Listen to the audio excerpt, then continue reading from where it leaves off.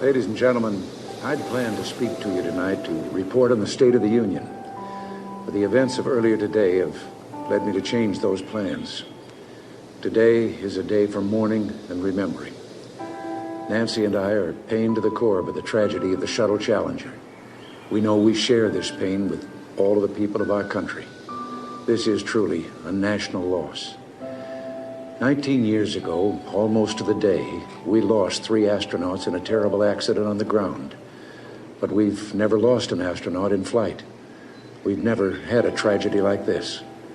And perhaps we've forgotten the courage it took for the crew of the shuttle. But they, the Challenger 7, were aware of the dangers, but overcame them and did their jobs brilliantly. We mourn 7 heroes: Michael Smith, Dick Scobee, Judith Resnik, Ronald McNair, Ellison Onizuka, Gregory Jarvis, and Christa McAuliffe. We mourn their loss as a nation together. The families of the 7, we cannot bear, as you do, the full impact of this tragedy. But we feel the loss, and we're thinking about you so very much. Your loved ones were daring and brave, and they had that special grace, that special spirit that says, give me a challenge, and I'll meet it with joy. They had a hunger to explore the universe and discover its truths. They wished to serve, and they did. They served all of us. We've grown used to wonders in this century. It's hard to dazzle us. But for 25 years, the United States space program has been doing just that. We've grown used to the idea of space, and perhaps we forget that we've only just begun. We're still pioneers. They, the members of the Challenger crew, were pioneers.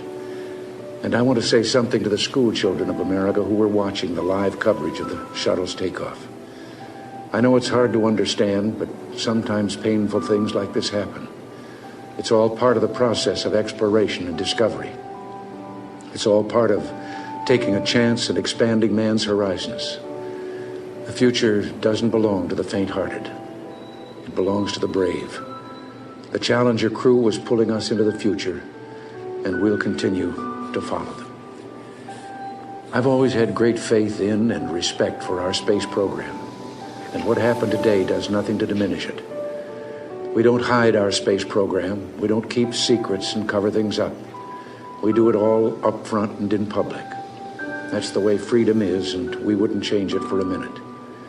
We'll continue our quest in space. There will be more shuttle flights and more shuttle crews, and yes, more volunteers, more civilians, more teachers in space. Nothing ends here. Our hopes and our journeys continue.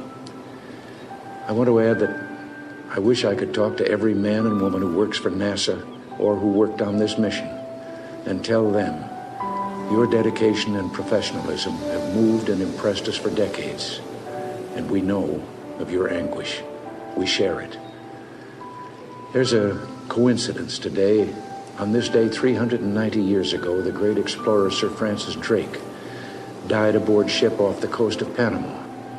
In his lifetime, the great frontiers were the oceans, and a historian later said he lived by the sea, died on it, and was buried in it.